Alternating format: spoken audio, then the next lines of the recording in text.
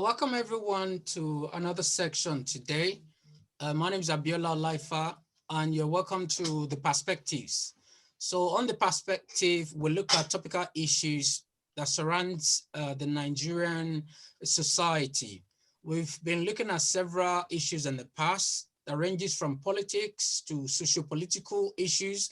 Today we'll be looking at a very important issues. I know it may be a very controversial issues, but we have experts and people of intellect in this studio today to do justice to this debate that we have today.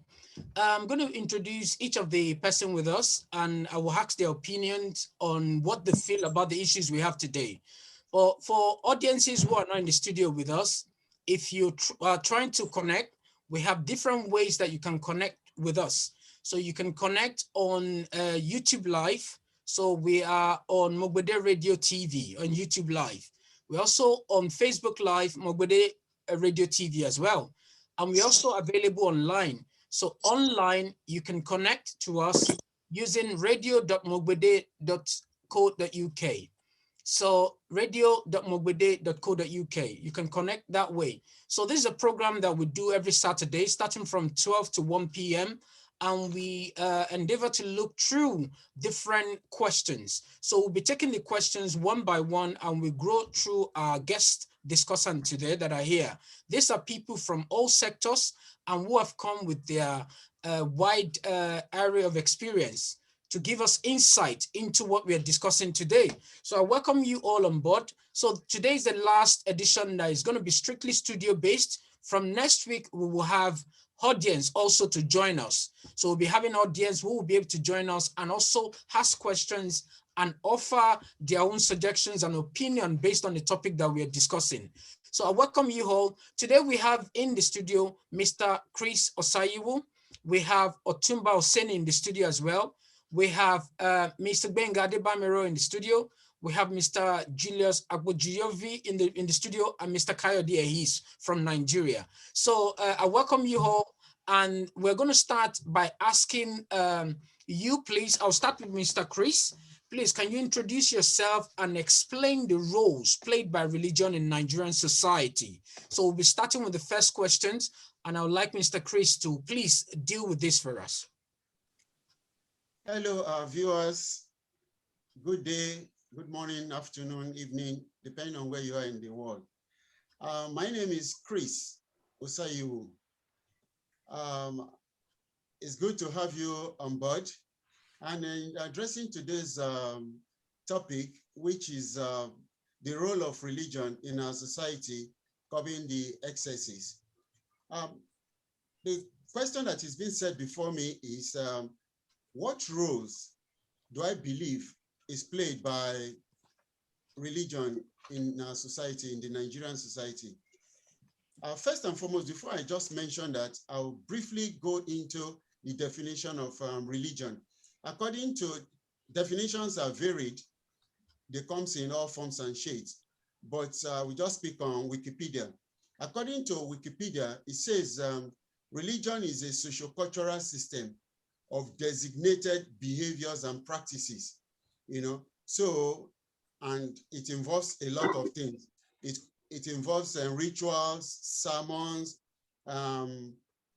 commendations, veneration, and there are different sets and different ways each of these sets or religious beliefs approach this definition that I just mentioned. So for Nigerian society in particular, I will just bullet point them what the role of religion plays in our society. One, I believe religion unites the people. It unites tribes and ethnic nationalities, including intermarriages. It encourages people to face life challenges.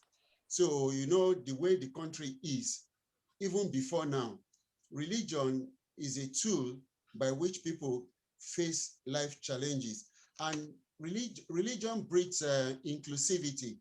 With religion, you see that everyone, no matter what they are going through or the situation they find themselves both physically and spiritually, religion tends to bring inclusivity to everyone. And of course, religion promotes spiritual growth in all of us. So also I would say religion promotes intellectuals, our spiritual intellectuals, because don't forget, religion is also a tool by which we want to know that ultimate being that we call God. Different sects have different names for it. Some we call him Allah, some we call him God, some we call him, and then the deities that are also associated with our Almighty God.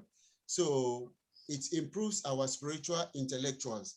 And of course, it enhances our historical and cultural knowledge, because religion, there's a background, there's historical and cultural background to every religion.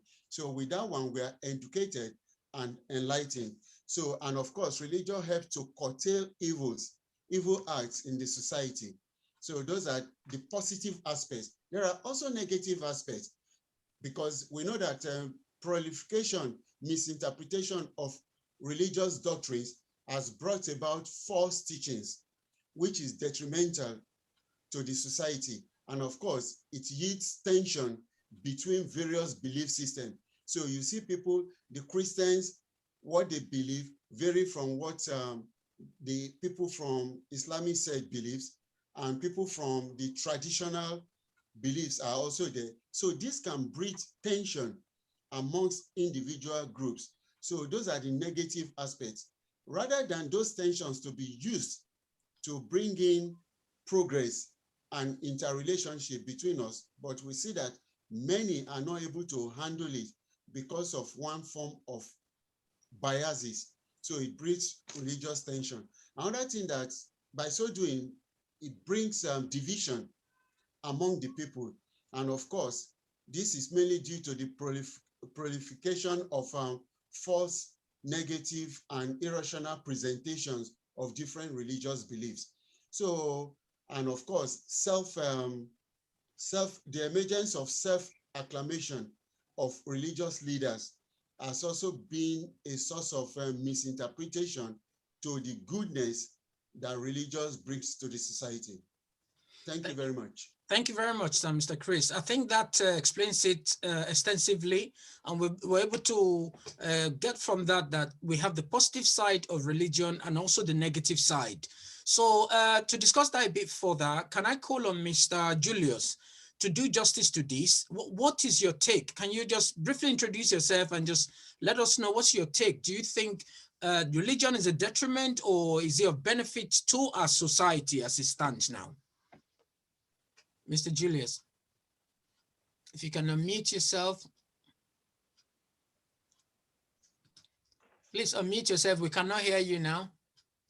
Unmute. Can you hear me? Yes, we can hear you now, yes. Okay. Thank you very much. My name is Julius Akbojinyomi. Talking on religion, like it's always is a very hot topic, and it always have two sides and more if you look at it extensively. If we look at it in the context of the Nigerian situation, we will say religion has been a blessing. But at the same time, if we want to extend the look, it has provided a role for people to become lackadaisical and lazy. I'm sorry, I will have to say it the way it is without missing word.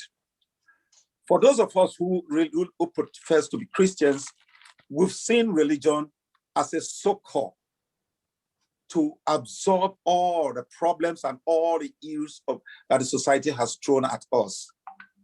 We've seen religion played a very good role of soothing, knowing that if we talk to our God, he answers us and he will help us. But we see it in only one light without looking at the nitty-gritty of the role that religion is supposed to play. Religion is not supposed to take away our responsibility. But looking at the way it is today, it looks like religion, people are taking religion, they want to see religion take away our responsibility. So we no longer look at things critically and analyze issues the way we ought to, so that we can face life squarely. And it has led to a lot of problem. This is something that's supposed to be a blessing, but right now, the way it is in our system, in our society, is very, very different. Religion has divided us in several ways. Look at the Nigeria we are talking about today. Look at the way it is right now. Look at what's happening up north. Look at what is happening down south. Look at what is happening in certain laws. Some people believe in Sharia, others do not. And the country has been divided along those lines. 12 states has adopted Sharia as the law that they will be led by, while the remaining states, the others, have not. So that tension is there. Whether you like it or not is a fact. What are you going to say? Is that a blessing? Or is that a cause? Or is that bond? Does it boil down to the fact that people do not interpret this thing properly? These are all the many questions that every one of us will have to look at critically and answer ourselves. We've lost a lot of nice people to the north who are, yes, they are religious, but they are nice, but they may not be fanatics. But in between this, we have fanatics who have decided to look at only one side of religion, and they decided to stay on that side. While we have people who have stayed on the other side of the pendulum, who just believe that it's religion that will do everything, and they don't want to do anything, and they're hoping that religion will fix all the problem. No, it's not going to happen. So we have a very dynamic situation that religion has placed before us.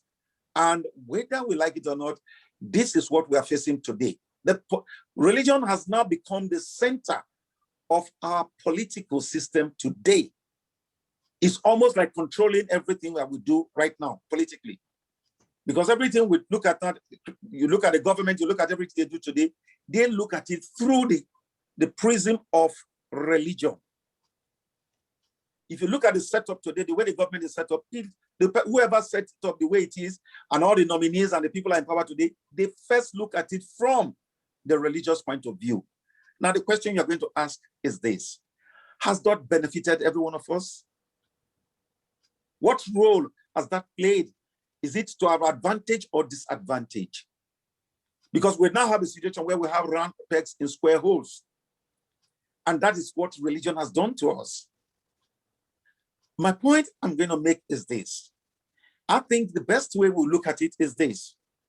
We'll look at it holistically. What is religion meant to do for us? What has it done for us? Religion is meant to do different things for us differently. Like my brother said, we have to look at the positive part of religion and let the positive part remain the positive. But religion should not be taken on its own and let it be a running factor that will determine everything for us, because we're meant to be motivated by religion.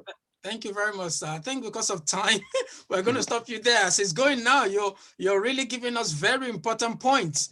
But we will come back to that because there's so many questions we have on this program that also goes into the things we are discussing now. And I think Mr. Chris already said it, that if we look at it from the roles that's played by religion in Nigeria, we have a lot of things that it encompasses. And so we'll go to the next guest so that we can hear their own views and opinions as well. So now I'm going to call on our Hamiebu Otumba to please introduce himself and also give us a bit of a short insight into this very big, gigantic topic that we're discussing today. Otumba, what's your take on this? What role is religion playing in Nigeria, in our society? Well, it should be good afternoon all. Thank you very much, Mr. Moderator, for having me on this this platform. And my presentation is going to be one of the shortest. I have no doubt in my mind that other people have more to say. Because to be honest with you all, I have chosen to read political science and law instead of doing more of psychology, religion, and all that kind of. Because all what I know about religion will never make me to believe. I'm not a believer. I'm not a fan of any religion. Yes, I was born and brought up as Muslim. I have always tried to adhere to Muslim doctrines and so on. I also share a lot in common with Christianity. But all in all, what I find out is the bringer, the people that started all this, they started it by trying to suppress the truth. They suppress development of humanity to some extent. And as you will agree with me that those who do not take the business of religion so seriously, they are very, they prosper, they do very well. And civilized country, they don't dwell too many times in fasting, wet, dry, going to reoccur and all that kind of things, making predictions, whether it's Muslim religion or Christian religion. They have stood up to surmount the problem that face humanity, the problems of getting basic things to sustain, to maintain good governance, good services, and so on and so forth. So for those countries that do 95% of their time in religion business, we all can start mention names. They have not achieved virtually enough. And for me, I don't understand it. If anybody thinks that he's one of the prayer religion that pray for the whole world, and they still don't get to know what life is, they don't have basic things of life. And in the same way, the people who lead these houses, clergymen, prosper. They have private jets, they have the best homes, houses, best everything. Their children are well looked after. Where the members of their organization, be it Muslim or Christian, whatever, suffer, and they still suffering. And all that alone probably helped me to make up my mind that religion is not my thing. I don't believe in it. But then, having said that, I am very, very godly. To my extent, nobody should mark my paper for me. I believe I'm more godly to serve humanity, to support people where I can. And that's what I'm doing. So we can stop from here, from now to the next month about religion. I'm not impressed. For me, religion, it can be seen as a business because since you gather 2, 3, 4, 5 people, even though God says where you have 2 or 3 or 4, 5 people, He will be in the middle of them. That belief has been ruined because where you have the more people you put together, either through doing local business, Babalawo to bring people together, Afiru. So the ultimate aim is to make money. And it's only today you find among these preachers, clergymen that own virtually everything. And there are people, and they're so wicked, it shows how wicked, how some people can be, even in religion, that their members cannot afford to send their children from the money collected from them to university. They're wrong. So when you look at this, all these anomalies, I am not too sure whether religion is something I want to embody. Thank you. Thank you very much for having me.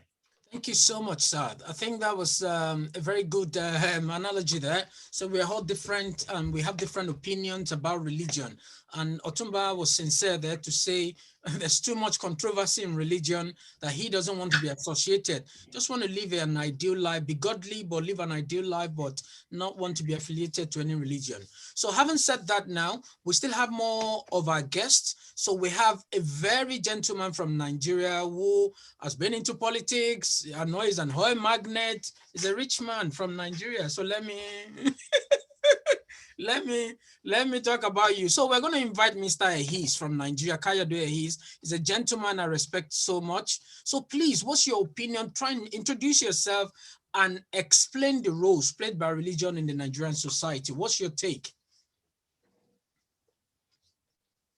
I think your mic might still be muted. Please just unmute yourself because we can't hear you.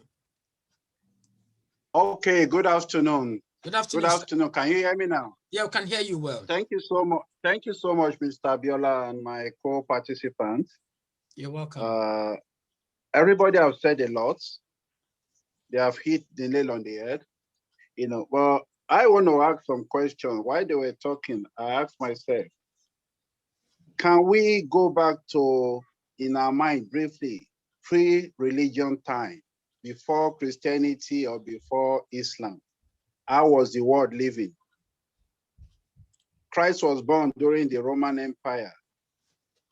The Roman Empire, during their time, we have heard of how they treat themselves or treat the low cadet people in the society. You know, even when Christianity came, how it was challenged, how people were fed to lions, you know, the kind of lifestyle they lived before religion came in. Even let's come back to Nigeria. There is an issue that there was a time that when twins were born, they will classify them as a problem. And are you still with me? Hello? You're listening. Yeah, you know, when twins were born, there was a time they will kill them, give them on different reasons. So many things. Husband will die, the wife will have to bath the husband, drink the water. So many things, so many anomalies before religion came in. I want to appreciate religion from that point. When religion came in, most of these things were fought by religion. Most of them were fought and done away with today. And today we can say, yeah, we are living the kind of freedom we have, primarily or majorly because of religion that came in. And you know, religion came in, other stuff came in with it. But the important thing again is religion is very individualistic. You see, the last speaker, with all due respect, said something. He doesn't want to be affiliated with any religion because of what is happening today. If you look at politics today, it's not the politics we knew when we were young. It's not the same politics of the hour. Even in the US, there's issue everywhere. If you look at religion, you look at the Presley, you look at Higgins, all these people in the US, they are like billionaires. They live opulence life. Then I start to ask myself, who are they copying it from? Is it from Jesus? No. Okay, maybe the money gets too much, then they have to leave. I don't know. I don't even want to judge them. But I also, like my other person have said, I don't feel too happy with what is going on around me, religion-wise, you know, because he has said it. Schools that were you know, are built by the church offerings, even the members cannot afford it, and the church doesn't deem it fit to put the members there, whether they pay or not. You see, there are so many things wrong with religion in Nigeria, but that is not the religion I believe Christ wants us to follow. It's individualistic. All these ones here, we can just continue to do our, you know, do our thing. But at the end of the day, it's going to be God himself is going to look at your heart and look, did you really serve me? Did you really serve my people? The people I put under you, how did you treat them? You know, so all these things are going to come in. So all these things we see that are wrong with religion is equally wrong with politics. It's wrong with every facet of life because we are human and we are fallible, and our greed or desire to live well at times have made us to, you know, lose the focus. So that is really what I see about it for now. So let me just stop here for now and we'll take it up later. Thank you. Oh, thank you. Thank you very much, sir. Thank you. So that was a wonderful contribution there. And I think it covers everything that we've been saying the whole day. So with all the views that we've had today, we can see that the influence of religion in our society is diverse. So there's the positive side to it, there's a negative side to it. Now, the bottom line is, does this now influence the people we have? Does it influence the life we're living? Does it influence our society and our economy? So finally, I'm going to call on, or to deal with this particular question on Mr. Gbenga Adebamiro. Mr. Gbenga lives in Nigeria and is also a businessman, a technocrat, and somebody with very good views about how to progress as a nation. Mr. Gbenga, what's your take on, can you just introduce yourself first and just let us know what you think? the roles that has been played by religion in our society? Is it positive? Is it negative? Is it both? As other discussants have said, can you just give us your opinion? I think your mic might be muted. If you mute yourself, please. Thank you, Mr. Moderator, Mr. Biela Laifa. I really appreciate this. My name is Benga Adebamiro. Yeah, my own perspectives on this issue is not far-fetched. What I believe is I really appreciate my colleagues on this platform, everyone that has spoken. Every one of us has spoken very, very well. And I really appreciate that. The question is very, very much more technical in our own country here. Maybe it has do us good or bad. Well, I will support the motion of religious as at least do us some good. I believe without religion, I don't think how our life would have been, because it seems like religions lead us to some certain things in the society by living morally, someone defined religion earlier. My own definition of religion is religion said to have been a real human experience which pervades through life. It describes the way man relates with spiritual world or divine being. Right? I will support the motion. Even in our country, Nigeria, despite all what is happening, you saw what our president said. He said we should continue praying. Prayer is the key. I don't want to castigate one religion or the other, because most of all these religions, if you look, mostly we that we are in Nigeria, we are interwoven. You have a family that is a Muslim, a family that is a Christian, a family that is a traditional person too. But to me, one of my brothers too said earlier, which sometimes it boggles my mind, I find it difficult to interpret when there is some separate law for some religion and some separate law for some people. Are some people above other people? No, is it not still the same law? And that law that was given, most of all of them are not practicing it, and some are going against it, and they are not being prosecuted or punished. But the less privileged, when they got themselves into trouble, they are amputated immediately. Is that justice? Is that religion? Is that religion? No. Is that I would call that one as a wish hunting. Why will we, the religion that our Lord Jesus Christ said it, treat everybody equally. I believe the religion as it has come, we should be treated on the same basis. No man or no woman is above any other one. Nobody has two heads.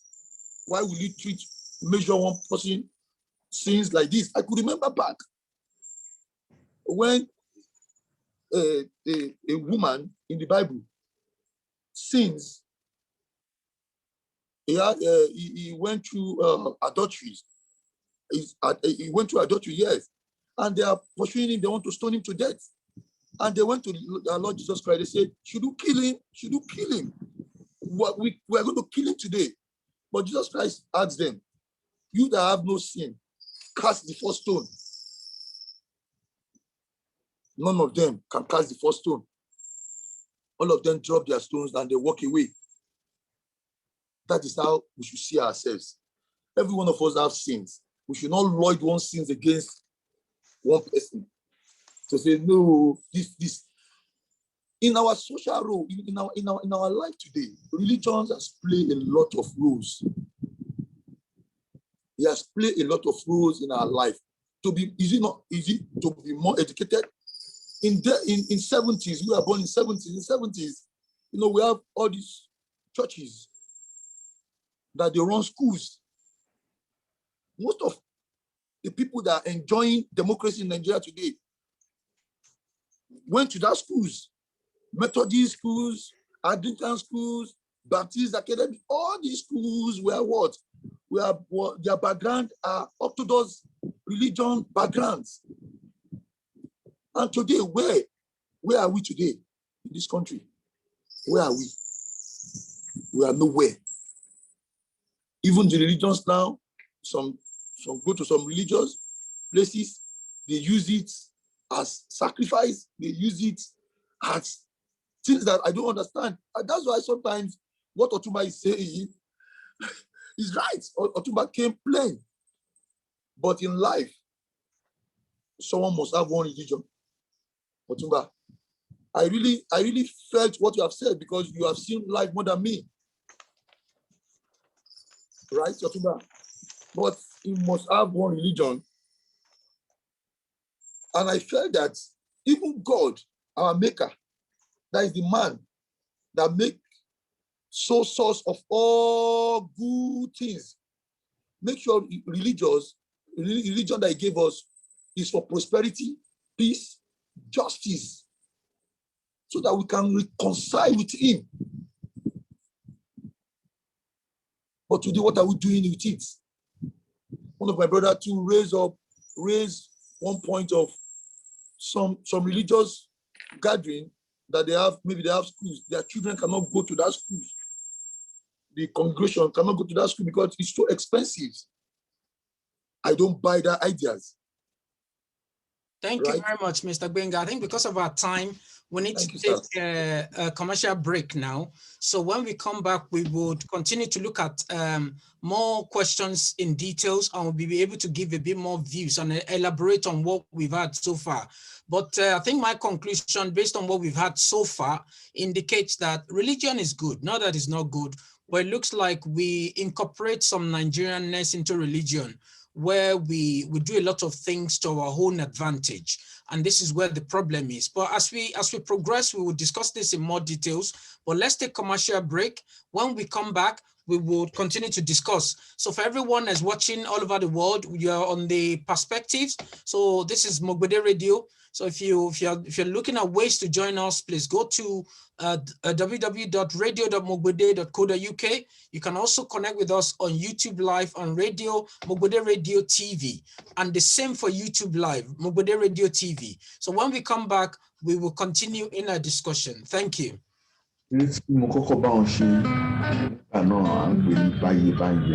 MOGBEDE o, oyin mama.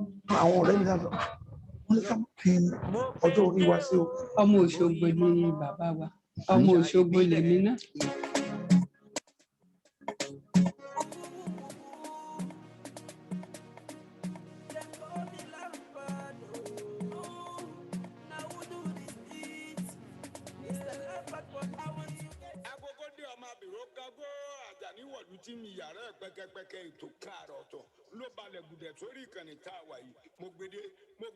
MOGBEDE lètò àrà ọ̀tọ̀ tó balẹ̀ gùdẹ̀ sórí ìkànnì tá a wà yóò bẹ́ẹ̀ bá wá fẹ́ sùn nígbọ̀wọ́ abẹ́ fẹ́ polú ọjà nílẹ̀ ni àbí lókè òkun ẹ kàn sí wa lórí àwọn ẹ̀rọ ìbánisọ̀rọ̀ wọ̀nyí. MOGBEDE, ètò ní MOGBEDE.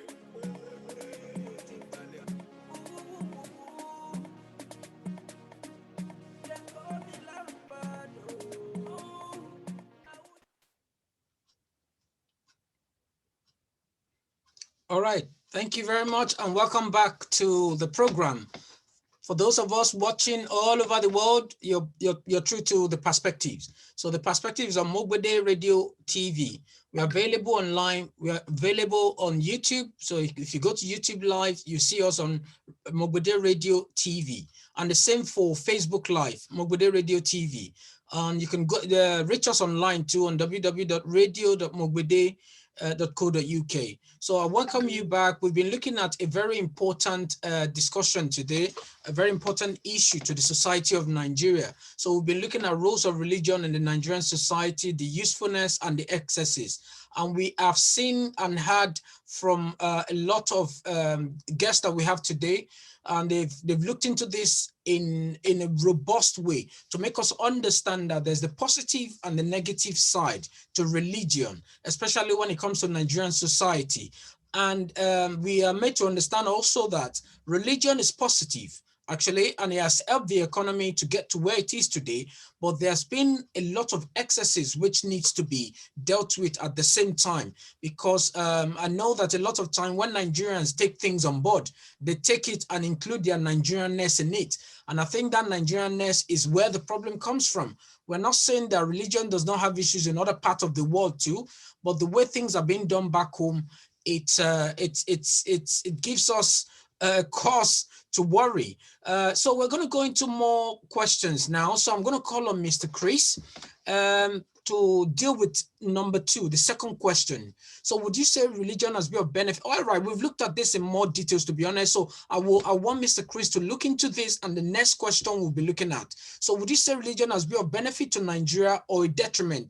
And also, what makes religion so important to Nigerians, and can you justify the importance? Do we really need religion? Should we respect God more than we respect ourselves? Because in our society, I don't think we respect ourselves in any way. And even when it comes to religion, we tend to place people above others based on their hierarchy. Is this as a result of the religion, or is it us that needs to show more respect to ourselves? Mr. Chris, I don't know if you're there now. Can you please help us to deal with this?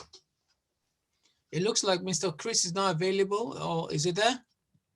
It might be taking a break. So, I mean, if Mr. Chris is not available at the moment, should we go back to Otumba to help us address this issue? So, Otumba, what's your take? I know that at the moment you said that you're not really affiliated to any of the religious views, but in your own words, do you think we can justify the religion that we have in Nigeria? Because we tend to be a highly religious society and religious people who think that some even say they hear from God, they talk to God and all that. So can this be a reason why we are where we are now? Because it looks like we don't even respect ourselves. Everything seems to be, even when you talk about our society, they say, oh, God will do it and things like that. Is it God that will do it, or we will do it ourselves? Please, can you help us with that? Thank you very much, Mr. Laifa. Again, like I said, I think the driving force in religion business in Nigeria or connection Nigeria is about 80 to 90% poverty. Poverty.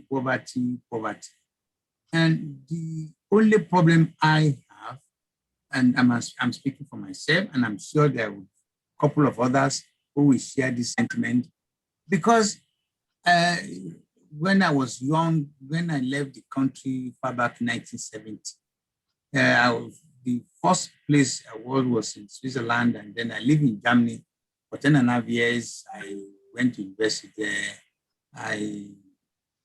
The environment changed my perspective, my perception of religion. Before I left, my brother is late now. He was a member of Jehovah's Witness. He has always said, but then you cannot travel because the war will soon come to an end. That was when I was living in 70. He said the war will come to an end around 72. And I remember pleading with him and said, please, let that world collapse or whatever, let it meet me in Germany. Let me meet somewhere in Europe. Because I see that was during the time John Major, former Prime Minister of this country, was working in the same bank we are working. And I see the life of Oyibo, how they were doing. And on Sundays, they go to Babbage with their children. They don't go to church. So these changes that I was getting to when I was young, and especially when I got to Europe, made me to believe that religion is like is a format, is kind of something to fob you, to blindfold you. And I started reading about religion, believing that it all started when we chose to sell ourselves as slaves. With the Igbo people come to take us and maltreat us, abuse us for how many years? For almost 500 years. And when they now think that we have done so much damage to people like us, the only way is to come up with an idea of preventing them, not to revenge, not to do something silly to them. I'm referring to Igbo and the slave business, you know. So let me say this way. Let me put it more in a simplistic manner. Religion has not contributed nothing. It has only brought woes, terrible things to a country called Nigeria. And as we speak, you need to tell me what the values as the religion brought to Nigeria. Is it the values of deducting a tithe from ordinary people, getting the money, like I said in my earlier presentation, building mansions, building university, building institutions, even hospitals, where the people that contribute cannot even afford to go near those institutions or places? Is that religion? My understanding of religion is to be godly. If you are godly, you should be able to think that people in Ekwe, somewhere in Lorry, Abule, and different places where they cannot boast of a 1 hour light, no good roads, no Medicare, no whatever.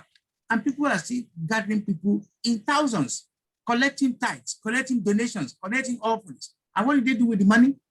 They will run to Europe to go and buy the best of everything. They go on holiday, leaving the poor people at the back. So I think religion has brought woes, terrible things to Nigeria. So I want to reiterate what I said. I'm more godly as far as I'm concerned. And because I'm well covered. I mean, I live in a country where 5 major things of life are provided for me for free. You know, I won't say for free, because I work for it.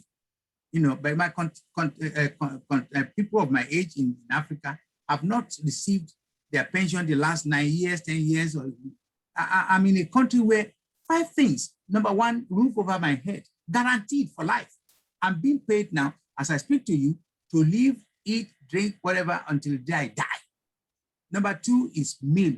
3 square meal is guaranteed. No matter how many pastors, imams, or whatever, they can gang together and call me. They can do whatever to prevent me from not getting what I'm entitled to. Even if I told to turn mad tomorrow, this country, the system here will still look after me nicely. So that's the second one. The third one is Medicare. Every other 2 months, I go and get my Medicare. I'm diabetic, I have BP, and they've been looking after me for the last 18 years. And anytime I go and pick some other medications, it comes to 800 and something pounds every 2 months. Where in Africa, the whole of Africa cannot afford to give me 100 pounds in a month, though they are not religious. The third one is mobility. I'm guaranteed the day I die, freedom pass, I can go anywhere. The fifth one is security. Hello, why do I have to go to church and start looking for somebody to pray for me? Why should I go and spend 7 days at a Rioki, all that kind of thing? And immediately you come down from all this kind of thing, you still get nothing from it. It's only people who are successful in preaching. They will have a swimming pool in their houses. They have beautiful places. They even go to Dubai and do shopping and do some other thing. So excuse me, sir. Religion for me has not done anything. It has messed up the Nigerian people. It has messed up the Nigerian as a country, and Nigeria as a country. And I think it's high time they are properly regulated, that they should not be making too much noises, and stop them from distorting the information about religion, and also regulate them to make sure that they don't to stop taking advantage of ordinary members. Thank you. Thank you very much, sir. That was quite explosive from Otumba there. And I think Otumba made very, very valid points there. Because, I mean, as good as religion is also, something we all need to review a bit more.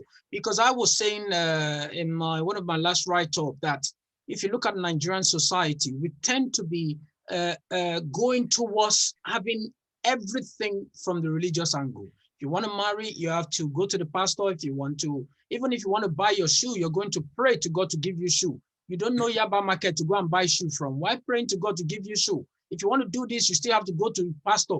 Sometimes pastor is even helping to distribute girls in the church to potential husbands, and even sleeping with people's wives and all that. So because we put all our lives in their hands. So let's so that we don't waste too much time, because I think Mr. Ahis needs to go. But please, Mr. Ahis, before you go, can you please react to what Otumba has said now? And what's your opinion about this? We cannot see you, please, if you move close to your camera. Are you there, Mr. Ahis? Mr. Kayode Ahis, if I think you might be muted. We can't hear you. Are you there?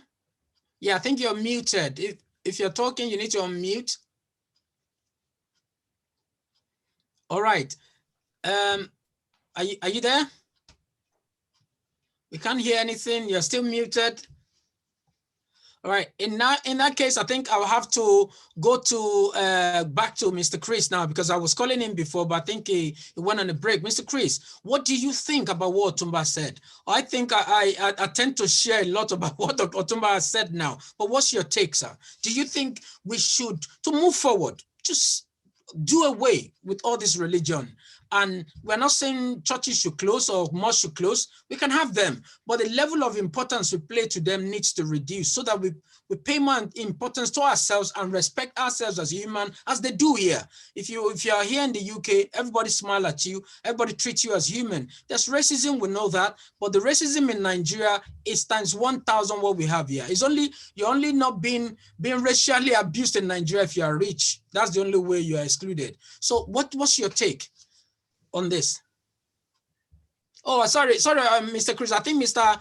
Kayode is back. Are you? Yeah, I'm back. Yes. Thank you. Yes. Sorry about that, Mr. Abiola.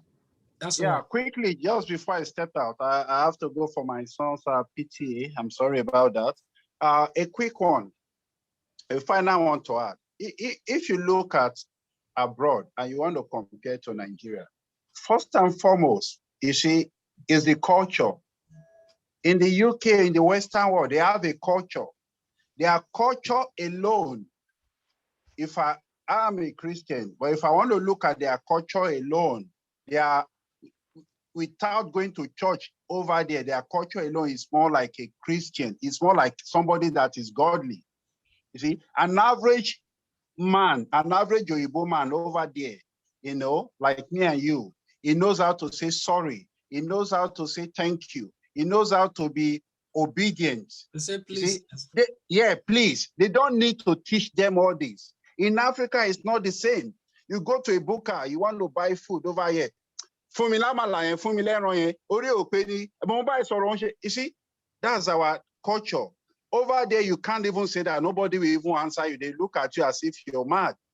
Please, can I have this? Please, can I have this? You see, so the culture also helps. So if you look at abroad, they don't go to church the way we go here, in quote, because I see everybody, yes, it's just a church or a mosque. We are too religious in this country because of our suffering. I think Karl Marx said it. He said, religion is the opium of the masses, right? So if you look at it here, in Nigeria, most of us are hungry. And when you're hungry, you become religious. There's no other place to run to. You run to religion to get some consolation from God, you know, even to just console yourself, you know, that, okay, I can handle it. I'll tell you a typical case of myself. You know, I've done politics, I've done one or two things, but every time I'm wrong, it looks like I looked at it, I'll just tell myself, well, it's not God's for me yet. You understand? It's not God's wish. Whereas you see the other man that maybe doesn't believe in such, is fighting tooth and nail. And at the end of the day, he probably get what he wants. If we probably kill one or two people, they say, oh yeah, give it to him. We don't want trouble. But why you now play that way to say because you are God, it's not even your religion, you are being good, you don't want wala, they will start to override you. But there's always a place to take consolation. You know, consolation. The main problem in Nigeria is just that our governments are not doing what they should do. The religious sect here, they are not being governed. They are not being monitored. You understand? The Muslim, the Christian, all in Nigeria, anybody can do anything because it's either the person in government is also biased religiously. So they can't even govern them. They can't control them. That's the problem we have here. You see, so somebody here just come, you can take the church money, do anyhow you like, do things you like. Nobody talks to you. There's no control. The last time they said they wanted to collect tax, oh, the whole thing blew up. But these people are making so much money for themselves, majorly, and their families. I was discussing with my friend the last time. I said, come look at your church. Your pastor is buying the 3rd aircraft. Why? What does he need all these aircraft for? Do you know how much it costs to park an aircraft? Just parking. Do you know how much it costs to maintain it? And I go to your church. It's not as if everybody is smiling. I see over 70% that are downtrodden in that same church. And you people, by the time you call that person that is working with bare leg and say, what is wrong with you? Can't you see you are being taken for a mogul? He's going to start to fight you. Don't worry, it's God. God that has done it for my pastor, God will do it for me. You become the enemy. They don't even want to listen to you. So, because that's the way they have been able to console themselves. They have hidden themselves ignorantly in the religion. That, oh, because I'm poor today, now God won't time like that. Because it's this, now God, when my time comes, eventually a lot of them are wasted. So if you look at it compared to where you are, you guys don't need to even go to church. Like my last speaker said, you both don't go to church. They only go when they are young or when they are old. I lived in UK for 4 years. Yeah? Wedding, Hello? only for wedding. Wedding Yeah, and funeral. Yeah, I lived there for 4 years and, I was really shocked. You see a lot of them. I even asked the common person, God created you. Some of them will argue with you. Seriously, that no, God did not create me. My father and mother gave birth to me. You see, that's the extent of them. But you see, the society, that same person talking like that, same on the boss, is going to give you respect. Same if he wants to talk to you, he's going to be very respectful. He's going to exhibit some religious traits. He doesn't believe in it, but all these religious traits, he's going to exhibit it. If he's put in charge of money, he's not going to loot the money anyhow like our people does here. If you give him a task to do, he's going to make sure he do it very well. But in Nigeria, yeah, it's unfortunate, and we have religion. We all shout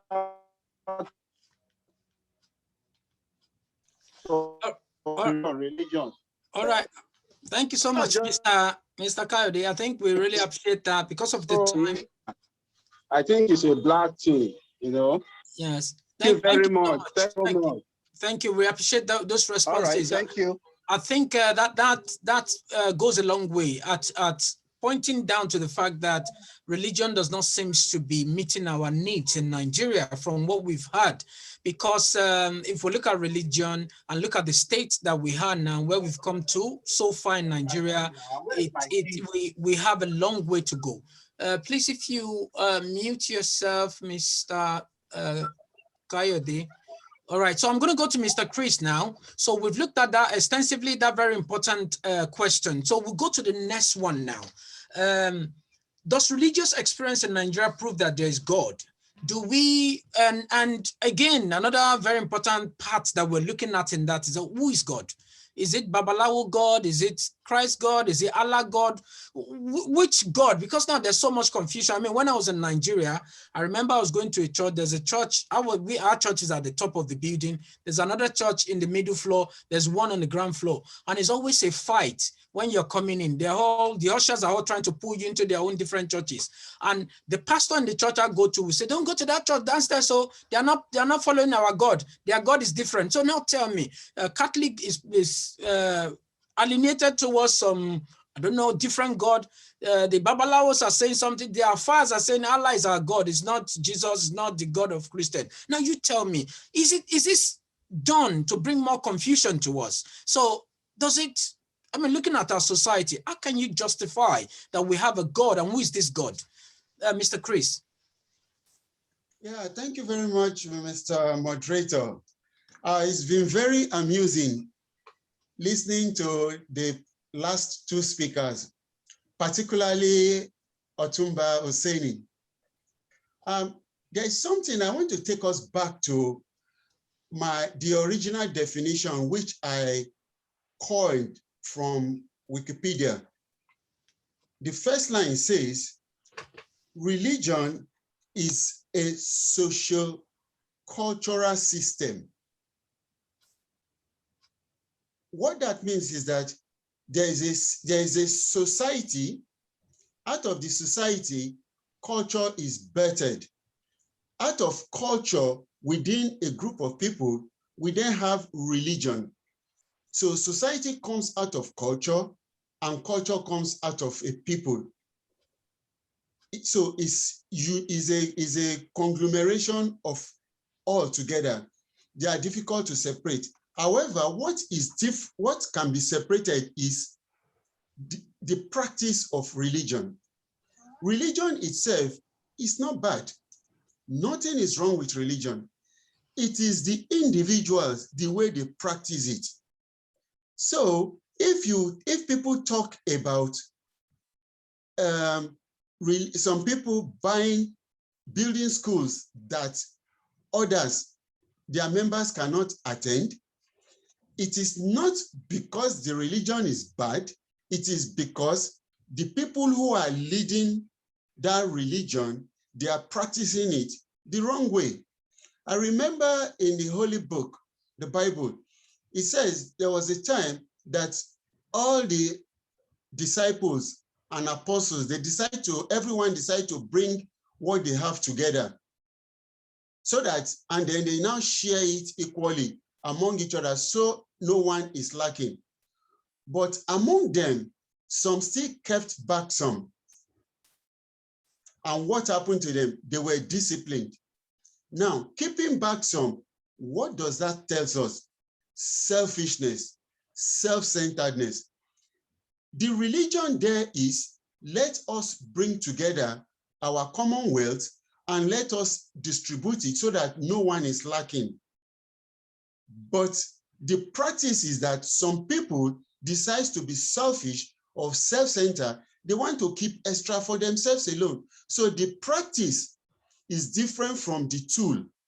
Religion is a tool that a cultural society uses for the enjoyment of everyone, but people practice it wrongly. So it is that wrong practice that many people tend to look at rather than looking at the religion itself, which is a good thing. So for me, I look at religion as very, very beneficial, and it proves that there is God. How do I mean? If you look at the challenges that the practice of religion brings, you might be discouraged. The leaders of our religious sects, they are living larger than life. Whereas, if you look at that, it will be a challenge to you. But if you look at the God behind us, that gave us that society, that from where we derive our culture from, and then from where religion comes from. If we look at, can you hear me? Yes, we can hear you very loud. Loud and clear. So if you look at that God and what that God says, and you know him for who he is, not what you are told he is, then you will see that religion is very good and religion is profitable, and that there is a proof that there is God. Because without religion, I tell you, there are a lot of things that we used to practice within our culture alone that are really wrong. Take, for example, human sacrifices. It is the advent of religion, knowing God. It is from there that we now know that human sacrifices is not the right thing. People still practice it, but they practice it illegally and in fear. So that is one of the benefits of religion and a proof that there is God. Another one is the treatment of one another. Every religion tells us that we should treat one another like ourselves and how we expect others to treat us. That is where abolition of slave trade comes in. Though some people still practice it the wrong way. Like you have the Osu caste system in Igbo land, in Nigeria, in India, they still practice that. You have in places where you have people, they call them Eruoba. You have some people whereby they are just perpetual slaves for life. You have, but religion has come to enlighten people. It has brought in a new perspective to seeing life and cultural relationship within societal settings. So religion, and these are the things that have been put in place. So religion is a good thing. And religion has also served as a means of conflict resolution. You see, even where there are tension within society, and politics and political elites have not been able to resolve it, even in the process of resolving it, they also run back to religious leaders and incorporate them into various committees and commissions to seek their spiritual opinion. It is a recognition of the goodness in religion. However, the practice of it by individuals that are wrong. And this boils down out of they not knowing the true God they say they serve. And it's the same way they preach it to others, to the extent that people are brainwashed, that even when people are being led astray and you are trying to give them idea and open their understanding to the right thing, they even defend their oppressors. So, but you just have to be patient, because in my religion as a Christian, it tells me that you have to take time to be patient with those people who lack understanding, and be grateful that your eyes have been opened. So religion has been beneficial and a proof that there is God, even in challenging situations. Challenges are there, just like our God, Christ, Jesus told us that there is no challenge that is in the world that is not common to everyone. But if you know him, you will overcome. We are overcomers in Christ Jesus. Thank you very much. Thank you so much, sir. Yeah, that was a wonderful contribution there. And from that, I would deduce that what Mr. Chris is saying is that religion is not the problem, it's the people and the interpretation and those behind those religion that determines what outcome we get. All right, so we will take another guest today to look into the next question. So are Nigerians adding under the umbrella of religion to be lazy and revert to miracles from God to meet their needs? Because largely we have a lot of things that's wrong with our society. I mean, our leaders are not working, but they still know how to go to church. They believe that they want to drive everybody to go to church. We believe that everything would become possible or will happen in Nigeria as long as God is involved, as long as there's nothing you can do without God. That's the mindset. Unlike what Otumba said, that here people know the right thing to do, they're doing it, and everyone is benefiting. I mean, if you're blind, if you're deaf, if you're disabled, if you're mad, you can be sure that you're going to be fed for the rest of your life. If you're 60 years and above, if you're a child that's up to 18, since I've born my children, they give them child benefit. The adults too has got their benefit. So you can't say that you're not able to eat, you're not able to. So what are you running to church for? But in our churches, despite them knowing that we have these people who need, even if you are blind, they still expect you to pay tithe and offering, and they expect you to warm the purse of pastors and all that. I mean, I attended a church in Nigeria when I was in Nigeria, and the pastor was saying there's somebody who brings one cow to his gate every Friday. There's somebody who brings 4 bags of rice every Friday. So the question I was about asking the pastor is, what are you doing with those bags of rice? What are you doing? He said, well, he cannot give it out. He said it in that I cannot give it out. If you give it out, it's a cost to the person that is donating it. So it's the pastor and his family that's feeding on these things. So our mentality is bad. Even there's a famous pastor that said somebody gave him Rolls Royce, and because he has so many cars, he packed the Rolls Royce. So the person business start going down. I mean, for some of us who know this pastor must have had this testimony, the person's business start going down. And he's a famous car dealer. So when he now prayed, God now told him it's because he packed the Rolls Royce and he's not using it. That's why the business was going down. Then he started using the Rolls Royce. You see, so I think we live on using people's head and manipulating them. So I'll call him Mr. Julius. What is your take on this? Do you think these churches are breeding more laziness among us? And then this level of manipulation, how do we address this, Mr. Chris and Mr. Julius? I think you're muted. We can't hear you. All right. Okay. Can you hear me now? You can hear you well, yes. Thank you very much. Look, this is not the problem of the government or anybody, is the problem of the people. There is so much ignorance amongst our people, and that is a big problem. You know, we've been talking about religion, and we've been talking about, we call it religion. I am not religious, but I am spiritual. There's a difference. And until you understand the difference, you will not even know what to do. The problem, look, as a Christian, let me tell you, the Bible makes it, it said, my people perish for lack of what? Knowledge. The problem the people have is lack of knowledge. First of all, there is a difference between the state and the church. When Jesus came, he addressed that. They said, oh, you need to pay tax. He said, look, go and pay the tax. He said, give unto Caesar what is Caesar's, and unto God what is God. We must be able to separate the church from politics and from the state. Our people have not been able to do that. They have been coerced into this whole thing, and so everybody is just doing whatever.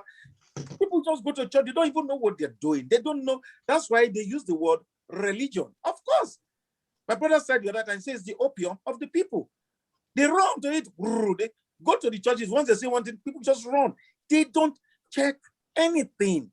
Let me tell you this, as a Christian, if I want 1,000 people running after me right now, I will say only one thing and I'll put it on the internet and my house will be full. Why? They won't check it.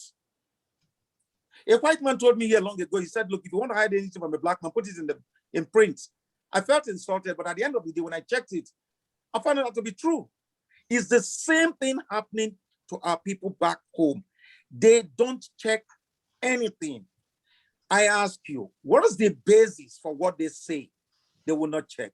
Show me the scripture for what they tell you, they will not check. You just hear the man, they say the man of God has said so, so shall it be. Really? All lies. It's not true. People will not check. And look, the Bible says, he said, check everything. Yeah. Correcting scriptures with scriptures. He did not tell you follow everything hook, line, and sinker. That's why we have the church in Berea, the Berean church. When you go there, you preach to them. They will greet you. They'll tell you, thank you. As soon as you walk out, they will go and check the scriptures to make sure that what you've come to tell them is true. We don't do that anymore. We have laziness has taken over. We have this people you see today, they are all lazy. People are lazy. They want to be told what is happening. They want somebody who will read the news for them and tell them the news. They want somebody who will pray for them and they will receive the prayer remotely. They want things to be done. Everything has gone into fast food. There's fast food, there's fast prayer, there's fast receiving. Everything has been removed from individual. It's now contracted out. That is the world we live in. I'm sorry. It has nothing to do with the men of God. It has to do with the people. You perish for lack of knowledge when you don't do your due diligence. If you don't check things out, you're going to suffer. No man of God has the right to tell you to, do you know tithe? I don't want to go, that's a long topic here. If you're putting all your money in the box there and you're expecting anything, you don't want to work, you will. The Bible says, look, if you don't work, you shouldn't eat. You cannot eat if you don't work, you will die. Our Lord Jesus Christ, whom we serve, he worked. Go and ask Paul, the man who wrote 2 thirds of the New Testament. He worked with his hands. He was made in tents. So where do you get the example of what you see today from? Where is the example? People are lazy. People don't want to read. People don't want to check things out. Nothing that the pastors are doing that is wrong. They are only capitalizing on people's ignorance, period. Until my people get up and say, enough is enough. Let's check out this stuff and let's see what the word of God says for itself, whether in a Quran, whether in a Bible. Once they start to do that, you will see the difference. Let me tell you here, the difference between here and back home in Nigeria is this. The people here, they brought the Bible to us. They read the Bible, they know what is there.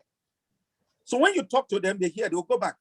Yes, they still fall prey to this thing here and there, but not like the way our brain has been taken over by somebody telling you, do you know you have to do this? Really? Why don't you check it out? Because we are lazy, we don't want to do anything, we just want somebody to do it for us. So we are suffering from laziness. And that is what everybody right now is suffering from, nothing else. Thank you, Mr. Julius. Thank you so much. Really appreciate that important point. So it goes to show that as individuals, as people of that nation, we all need to study the Bible and know the right thing to do, because I think that we have so many people who influences and we tend to follow whatever they say to us rather than confirming if it's true or not. And I think there's so much confusion, to be honest, in that part of our economy, and is affecting everything we do. While we were going through this, we had Prince Falani Osunisi who joined us. So this a very great man who contributes very often on our programs. And I would like to invite, I'm sure you've been listening to all our discussants today, and you've had so many things that's been said today. What is your take? Do you think religion is having a positive or a negative impact in our society? And do you think our people are being manipulated because of religion? Should we get rid of religion altogether? Should we continue to practice religion? Should we take it that God, as an individual thing, should this govern the way our society is run? I know that you're a very enlightened person in this kind of industry. How can you help? How can you help? What do you think? I think you're still muted, sir. Yes, if you unmute yourself. Okay, I'll do that. Thank you very much, sir. You're welcome. You're welcome. Good afternoon, everybody. I greet you all in of knowledge and wisdom. And to start with, I'm a Muslim, so my own perspective might be a little bit different. But let me tell you, religion is one of our main problems in Nigeria, because we in Nigeria, we are so gullible to these pastors and imam. And the only reason why they take advantage of us is because they are all motivational speakers. And they know what the problems are. Now, and if you look at it, if you look at the church and the mosque, mostly the people we find there, they are women to be the large quantity. And what did they take them down there? They go there because of their family issues, because of immigration issues. Instead of them to settle their family issues, they go to pastors and imam. And at the end of it, you find that pastor or imam sleeping with them. Have that solved their problem or add more to it? It does add more to it. In fact, religion has damaged many homes. We might follow religion, but are we religious? We are not religious. That is the problem with Nigerians. We are not religious. We thought we are religious, we are not.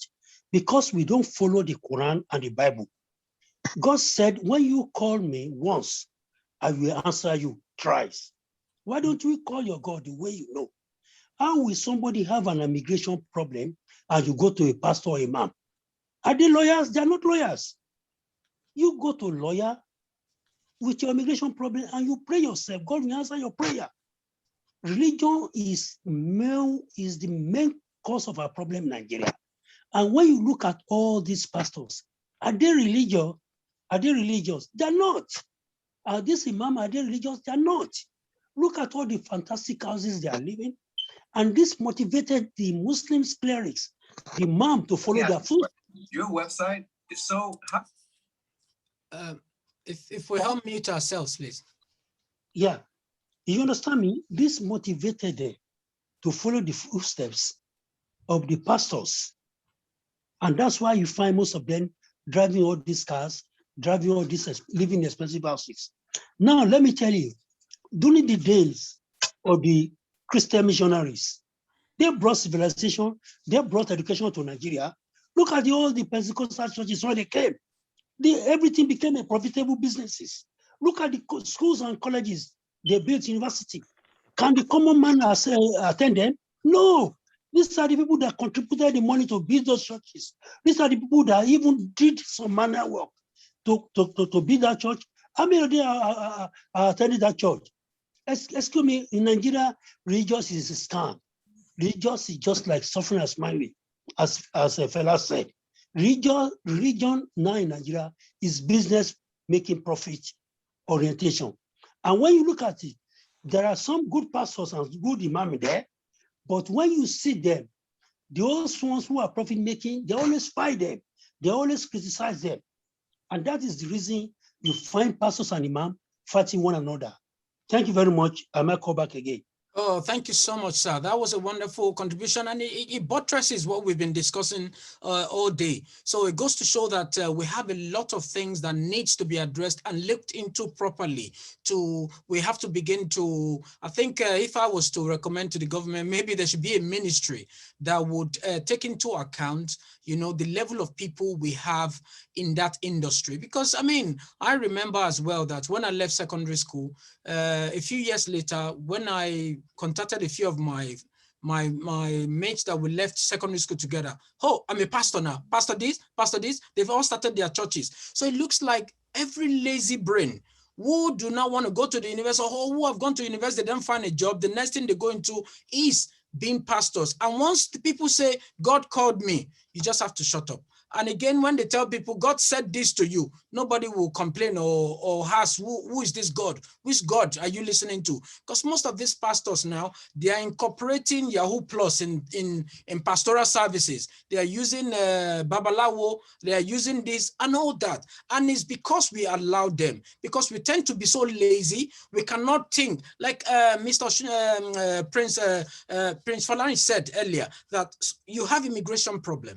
You're going to the pastor to advise you. I mean, I know someone that had immigration problem, went to the pastor. Pastor said, even if you write a letter to immigration, they'll give you your paper because God said God has given you. When he did that, immigration turned him back and deported him straight away. So we have to use our common sense because these pastors are not God. You have to approach things from the right thing, which is why I said we need more respect. We need to understand life a bit more. We seem not to. Everything now radiates around pastor. Nothing we want to do that we don't go to pastors for. All right. So in line of that, I'm going to call on Mr. Benga again. Please look at this issue. You're a businessman yourself. Many businesses have sold their premises to churches amid burning economic situation. I know businesses that sacked everybody and sold to church so that church can use their premises for churches. The last time I was in Nigeria, when I was driving, I had a driver that was taking me down through Orile to even as far as Agbara. Every industries we had then, plastic industry, all of them, come and church of God, come and chop and quench church of God, fire church of God, church, ministry. Why? I don't understand. Why are we turning all our businesses into church? Can you please help us justify this? Mr. Benga, if you're there. Yeah, I'm here. Thank you, Mr. Abiola Laifa. I think someone has said it earlier that we are lazy. Number two, poverty, right? And on this issue, I really blame the government because these premises are occupied by industries. Yeah, industrial areas, yes. Even in abroad, yeah, industrial areas. That's why I'm going to blame the government. See, even in abroad, if I'm running a business and I cannot pay any salary, I cannot continue in the business, I file for bankruptcy. Right? A government that has sense, see what my employer sheet is. Okay, how many staff do you have in your industry? This man has over 2,000 staffs. Why would this company go down the drain? No. What can we do to salvage this company not going down? Well, completely, maybe by politics or by one way or the other, the government will look the other side. The company will go down. 2,000 people will be pushed to the market. They're going to be looking for a job. Where are they going to go to? People will come. If I have that premises and have someone that's offering me money to be owning service there, what will I do? I will feed my family. I will take the money. And the government should have come in, right? The government should have what? Come into this situation to come and rescue the situation. Right? Let me give you an instances. I don't know what is wrong with a company in America, they are rental company. Here, so what they call it, IS or what they call it. Seems that they have a problem filing for bankruptcy. And my money is there. I have about how much dollars? Just few dollars. I have about $174.50. I was sent a letter to vote in or out. Maybe government should rescue them or not. That's why my money is there. Just $174 is there. I rent a car from them, and when I was leaving, they gave me a check to pay back, but I couldn't pay the check back because it's when I was leaving. They thought I'm going to come back in 6 months' time to come and put the check in the bank, and the check went stale. So I can't put the money into the bank again. And they still have it. This thing is about 2017, and they still have me in their record that they are still owing me. They have to contact me, send me a letter, and said they are going bankruptcy, and it seems like the government want to help them. Can I vote in or out for the government to help them or not? Because my money is there. What did I do? I voted in, so the government should help them. So what I'm saying, the government should come in. This is the responsibility of the government. All this money they are stealing, all this money they are putting in, I won't blame the church. Don't blame the church for this. Church want to hold their services, and they are looking for a space. It's the space that is available that they use. If it's not available, they are not going to use it. If that place is, if every mind is engaged, maybe that company is working, government have come to their rescue, that place is working. No promises to use, and every mind will be engaged. Now I'm working. Maybe I'm working 8 to 5. And one service is for 6 or one service is for 4 o'clock. When I'm still engaged, how will I be able to go to that service? It's because our youth are not engaged. It's because they are not engaged in one work or the other. See, government should come up and they should encourage private sectors, encourage people that own this money to invest. Government of Nigeria is not encouraging anybody to invest. Even though if the money is stolen, let them give it back to the society by investing. Instead of you running them, shutting their companies, what you will just do is monitor the company, ensure that there's no lapses for those money to run to their hand again.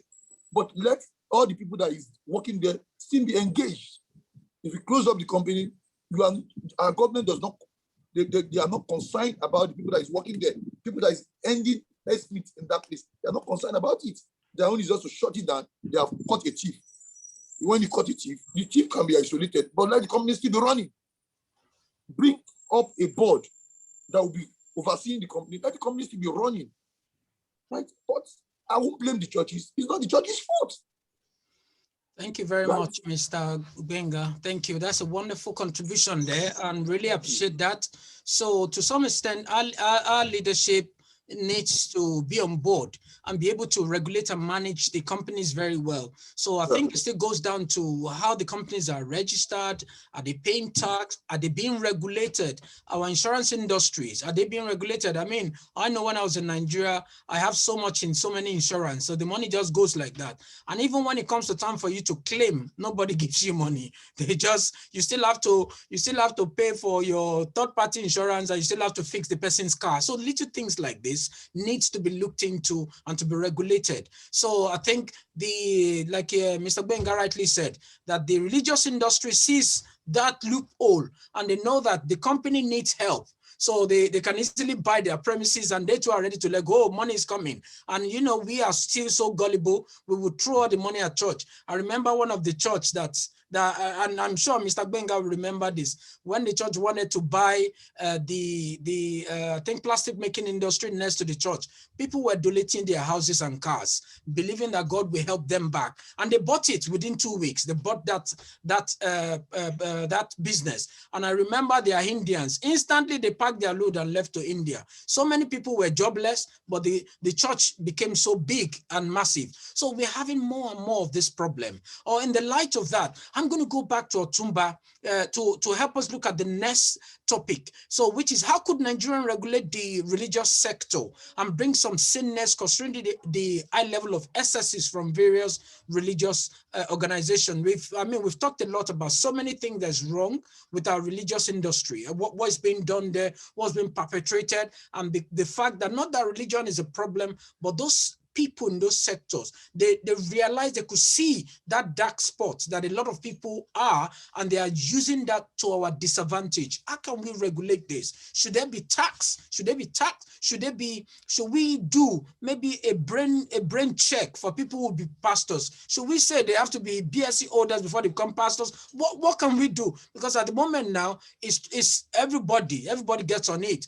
God called me and that ends it. Who is this God that's calling them? When God called you and now you get in and you start doing, there's one on Facebook, I don't know if you saw it recently. He's a pastor, he has a church. Then they brought this lady, they killed that lady, and they want to use that money for that lady for money rituals. How can we justify that? God has called you to kill people. So, sir, can you give us an insight into how we can address this kind of excesses? Thank you very much again. Before I dwell into this, I quickly want to go back to, I think, was that your question 5, where you were asking whether Nigeria, let's stay with Nigeria, whether we have any connection with God. And emphatically, I would say no, we have no connection with God. Because like I said, 99% of our behavior, our attitude, our approach, the way we do things, show no connection. Like I said, it's better to be godly than to be religious. Where is the connection of a pastor that knows that people will walk all the way from Maryland to Redeem? It's a sizable number of kilometers or whatever. Or people who come from different places, they have no way of going back. They will still have to walk, but they make sure that they collect tithes from them. All these are things that you do not need to say there's something to do with God. I'm sure some of us will have heard about Idahosa. Idahosa passed on many years back now. I have a niece, her child has problem of polio, and in the process, they went for this Ishoru National Stadium. I'm sorry, I'm taking you back a little bit. I want to relate it and connect it to where we are. You understand me? So along on, the child died. Many years thereafter, that my niece also died. It's all because these people are scrupulous, they're not regulated, they do whatever they like, just like our politicians, whose only qualification you need to have is to go and be trained in the garage. Most of these pastors are more even criminal than the so-called politicians. Yes, simple to regulate. Organization like this is very simple. You put them to where they belong to, and as you can see, the constitution of civilized countries all over the world come first. Religion come under the constitution of every country. It's only in Nigeria that the constitution, the religion overtaking the level of constitution, because there and then they do what they want to do. If you look at the values of the Northerners, in terms of what they do with their own religion, they take advantage of the Almangiri, the ordinary people. They do whatever they want to do because they are still not seriously regulated, even though the Sharia is incorporated into the Nigerian constitution. So if you have a place, religious sector should be told that these are your limits, these are what you have to do. And if you end up to social amount of money, you have to give social amount of money first back to the members. And they're doing in the last couple of months, there's this new act, Kama, that you need to register your church or whatever, and then you also need to give account. If they have been doing that, but the problem in that is once it's a Muslim that hit that spot, the Christian will be crying. They'll be crying foul. All that is all in the pretense that somebody is being marginalized and all that kind of thing. So religions should be seriously regularized and regulated, and they should be told. They should know where they stand and what they can do and what they cannot do. But in our own country, in fact, next election, you'll find the president, not the president, those who want to be president, running around, going to churches and mosques and all. Because they see this religious leader as allied. They're all cooks. They do business together. They understand each other. They know that the business of religion and politics is about to make money at the expenses of ordinary people. So for me, the time has come that, well, I don't know what they're going to do with the remnants of Nigeria if the Yoruba people go. So, but in the new dispensation in Yoruba land, I can tell you for free that all this kind of thing is not going to happen. Thank you. Thank you very much, sir. I think that explains it, and Otumba has hit it on the head. This industry needs to be regulated, and if we are to progress as a people, as a nation, if we are to accept that everybody in Nigeria is equal, religion needs to be checked. Because I personally have this belief that a religion that chooses one person, comes into a family and chooses one person, that this person is more important than the rest of the family, I think I don't believe in that kind of religion. It's got to a point in my life where somebody will say that it's only you that will get to heaven. I know Jesus came later, especially if you look at Christianity, and said you are saved by grace. But if you have a religion that's saying somebody's going to hell, somebody's going to heaven. So everybody's striving to go to heaven, and they want to do it at any cost. Some are sleeping with pastor to get to heaven. Some are blessing pastor to get to heaven. They want to buy jet for pastor to get to heaven. They want to bribe to get to heaven. This desperation needs to stop. Let us live life. Who told us there's heaven? Who has gone and come back? Apart from what we read. Because at the end of the day, this may be the paradise that we're making a mess of. So it's important that we regulate this industry very well, and let us live life as individual. If you love God, there's nothing bad. I mean, Otumba said he is godly, but he doesn't believe in any religion. It's good to be godly. It's good to love God. Mr. Julius said, you study yourself and find out, because when you're knowledgeable, you have the wisdom and you know how to approach things. Don't have to wait for some people to manipulate you before you know what God is. So this is the final bit of today's program, but I just want to take everybody around, 1 minute each, just to conclude what we've discussed. We've looked extensively. So can you suggest how to cut the excesses from the various religious organizations in Nigeria? How can we cut it? How can we begin to live life as individuals and show respect to ourselves? I'll start with Mr. Chris. What should we do as a conclusion to what we've discussed so far today? Mr. Chris. Thank you very much. A quick one, I will just put it in summary like before. Now, two major WhatsApp clips trended in my community recently. I want to use those two clips to buttress my how to cope in response to your question.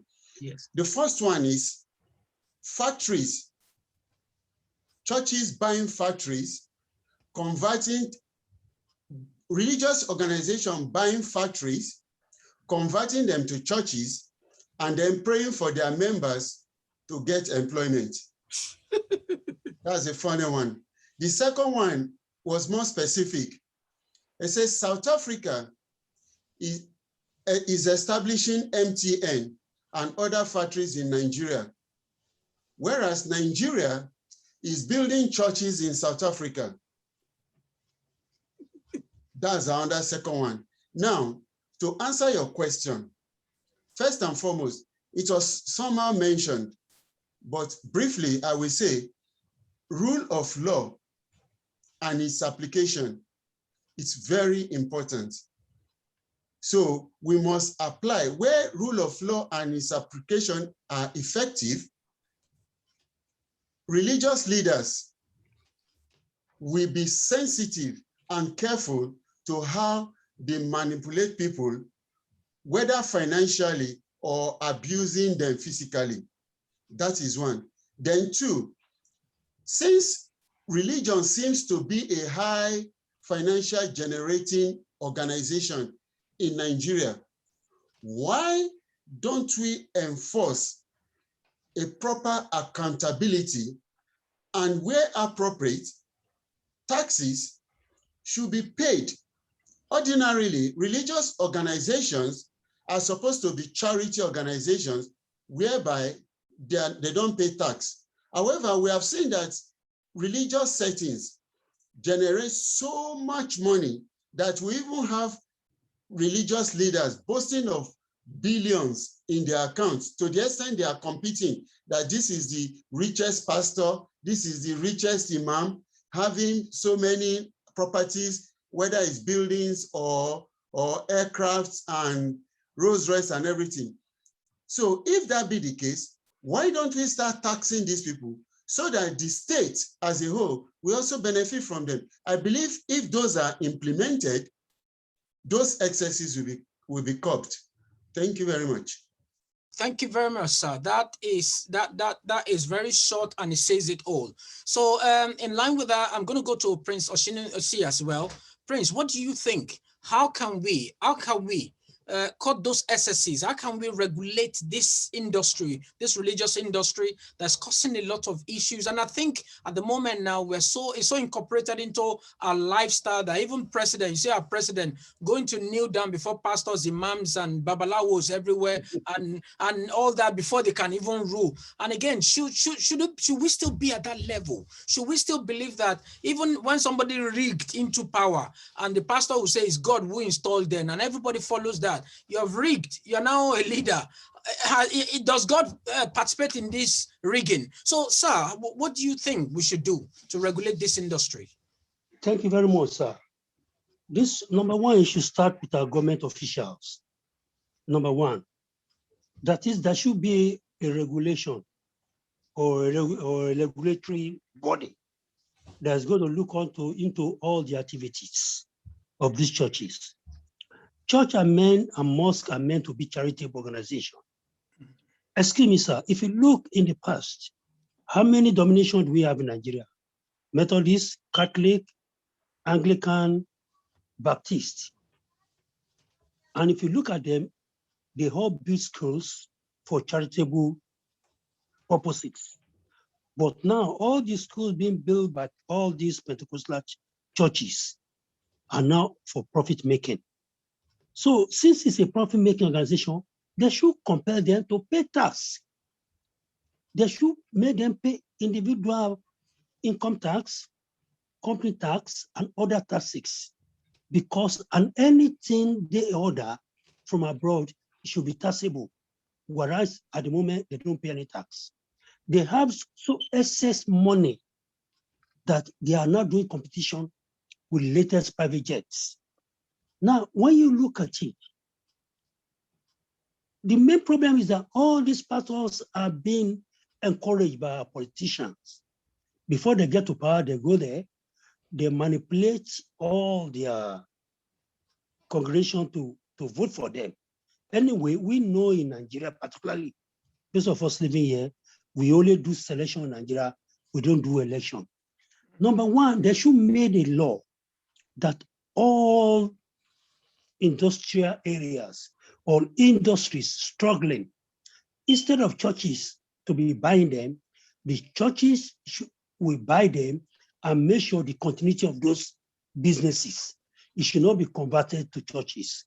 But that, Nigeria will be developing business-wise.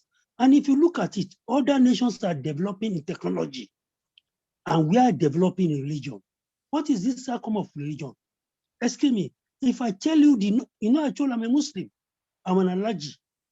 If I tell you the number of As-Salatu in London alone is 53, and some of them are not more than 10, because the only easiest way you can make money now in Nigeria is through religion and politics.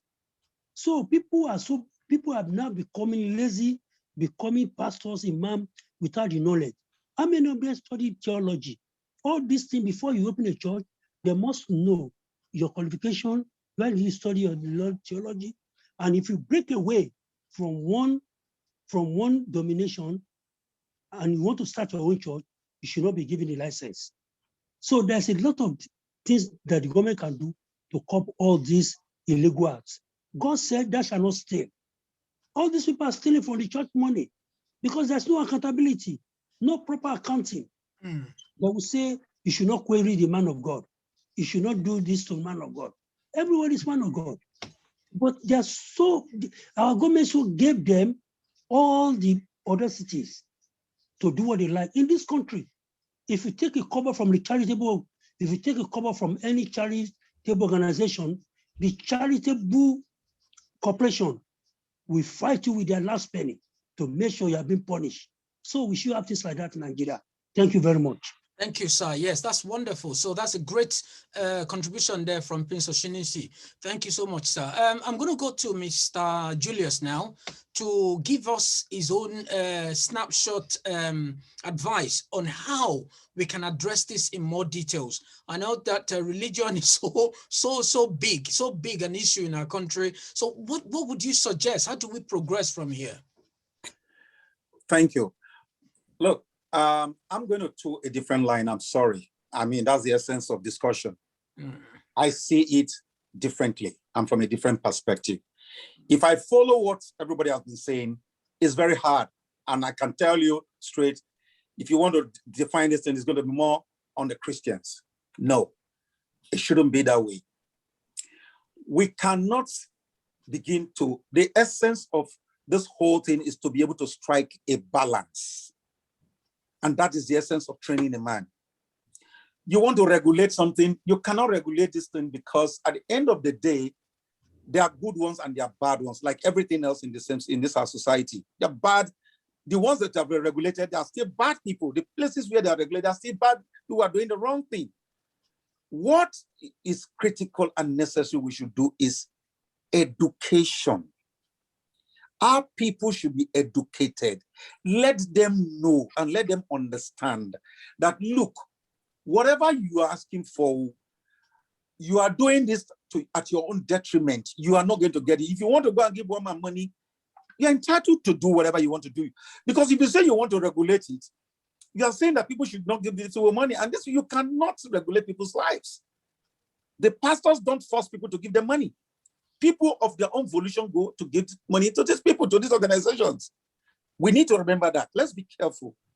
Two, we need to understand too that, look, the government on this side begins, once they start to double into this thing, is going to raise a lot of dust. Because if I listen to what we have been saying here right now, and we want to put it on the balance, it's tilting in the balance in the wrong favor of the Christians.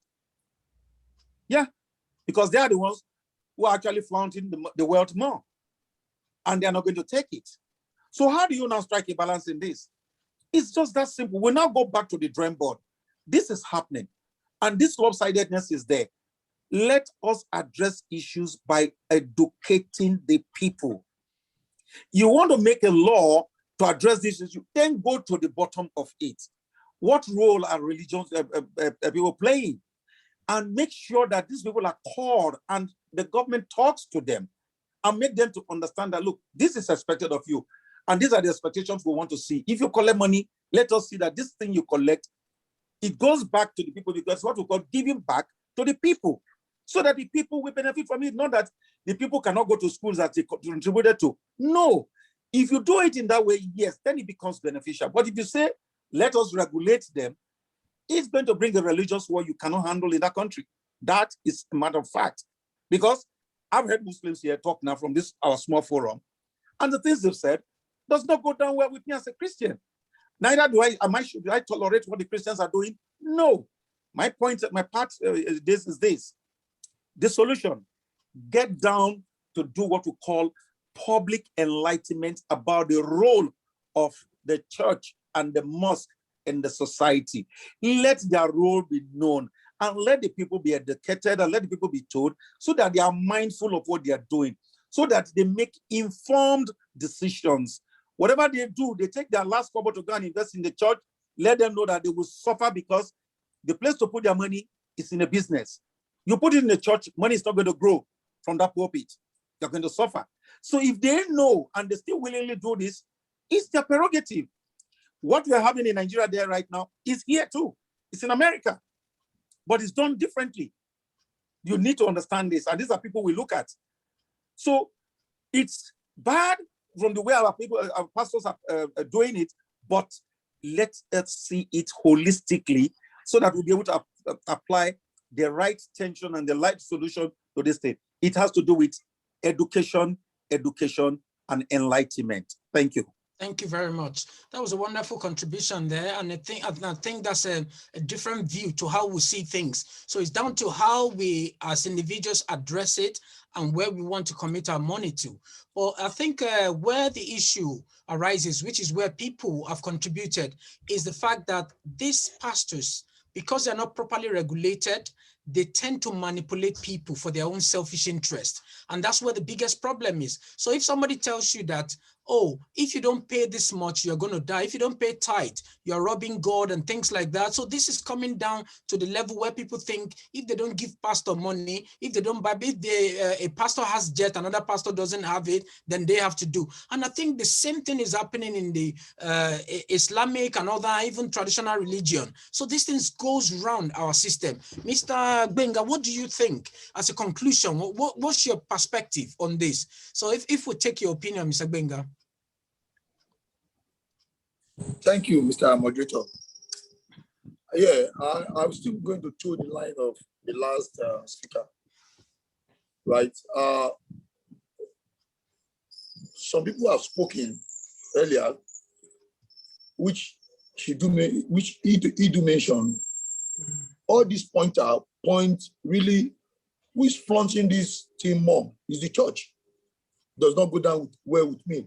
That's why I said earlier, if the government can rescue the industries, which Mr. Christo has said, the church should buy and continue the business.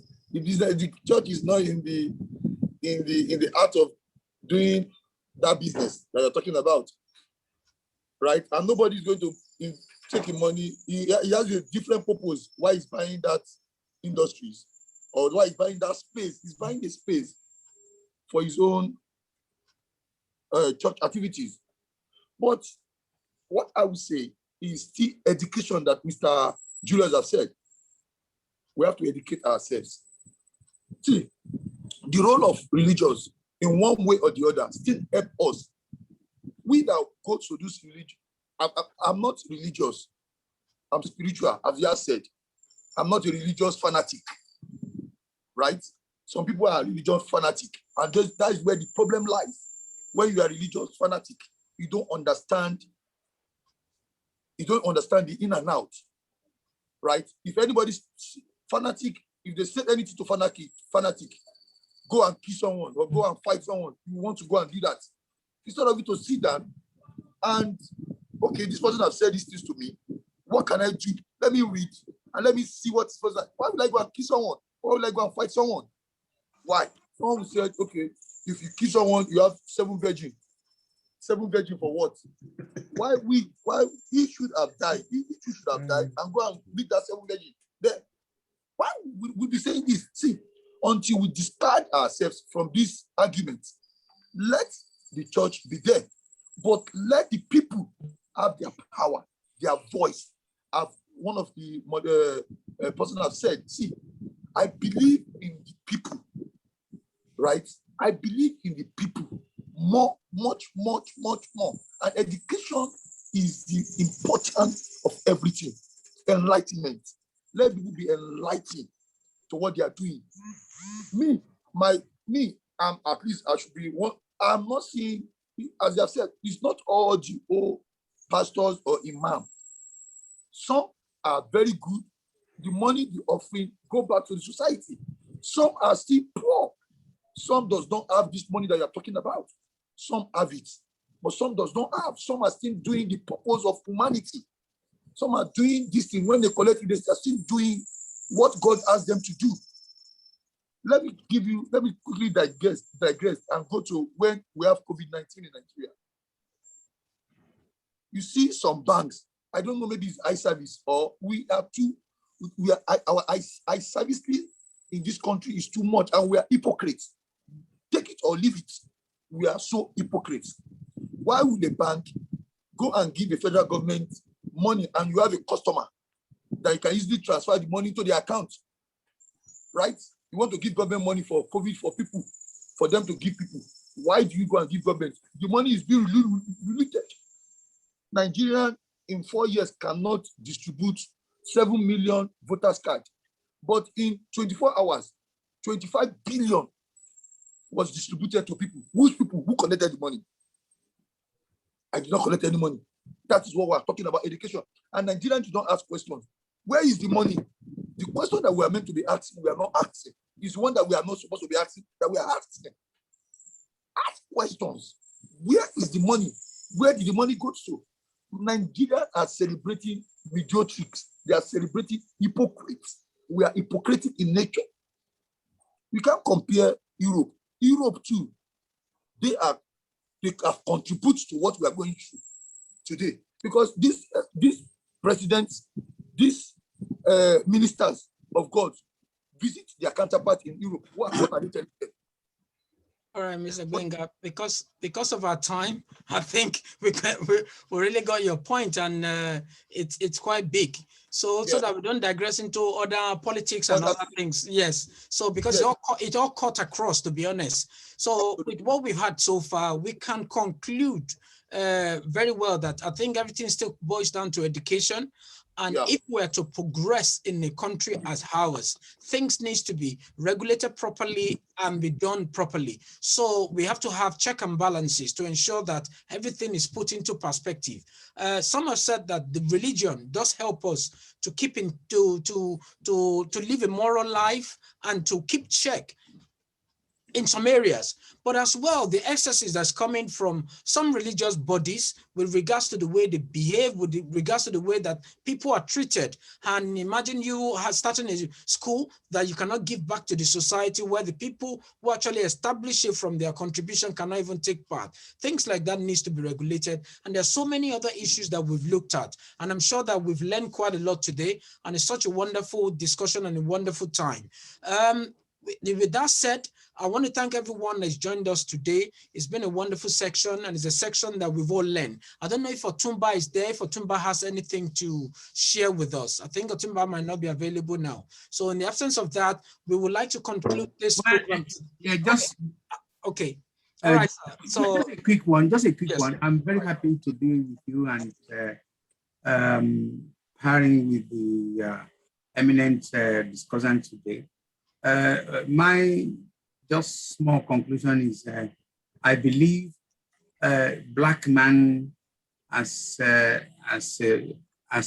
person has a lot to do in terms of connecting to human being and I mean to the Almighty and the humanity, because most of what we do clearly shows that we are just not there. We are yet to be developed. We are not spiritually developed. Not the church and the mosque development I'm talking about. We're not spiritually developed. We do things that are not in consonance with good governance, good thing. We don't care about others, we only care about ourselves.